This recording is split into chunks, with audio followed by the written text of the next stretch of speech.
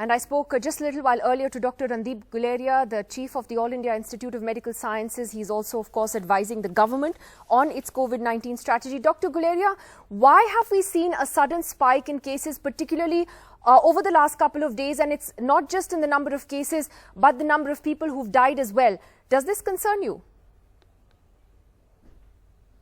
So there are two things. One is, of course, the cases continue to rise, and that is a cause of concern, because that really suggests that we haven't really reached our peak, and the cases have not started coming down.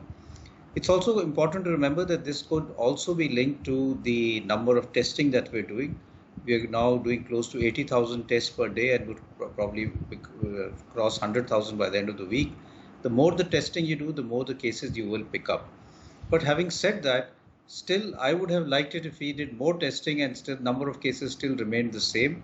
And therefore, it is a cause of concern that we are continuing to have an increasing trend rather than it flattening and coming down. Dr. Guleria, the data, though, also shows that the positivity rate is about the same as it was, say, a month ago. Is that some kind of a silver lining? So that is the encouraging part. The positivity rate has remained around 4 to 4.5%.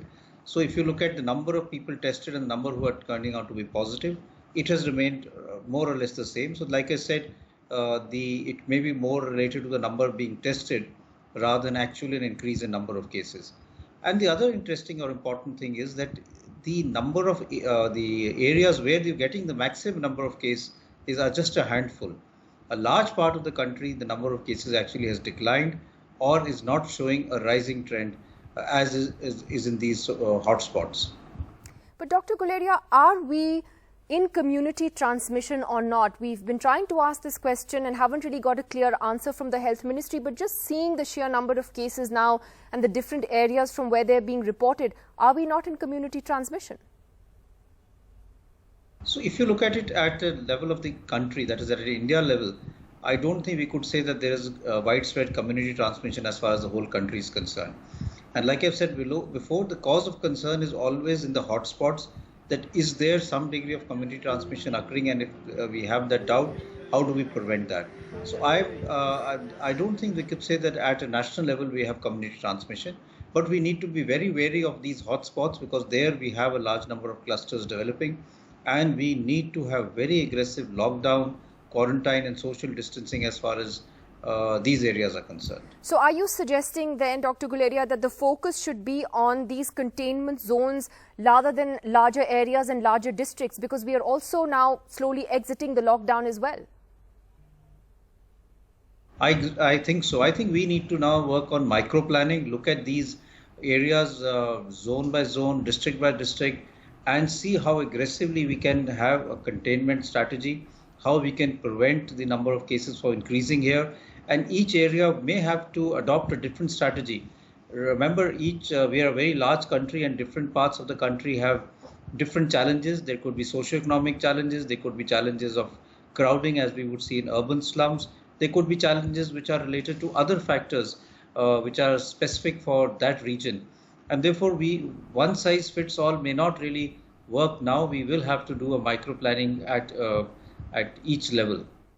That's very important what you said. That finally, Dr. Guleria, you have said also that this is going to be a long-term battle that could stretch beyond a year. So what will we have to do in order to stay safe and yet get back to work?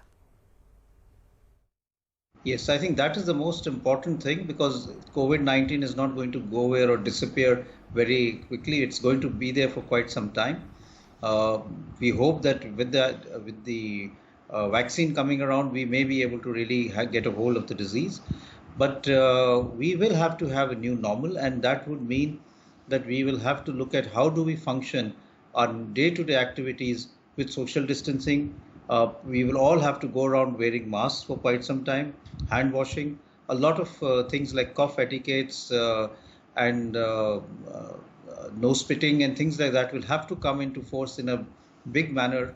And of course, this will have a big effect on certain sectors of our economy, and even the health sector will have to adapt to this new normal that we will see.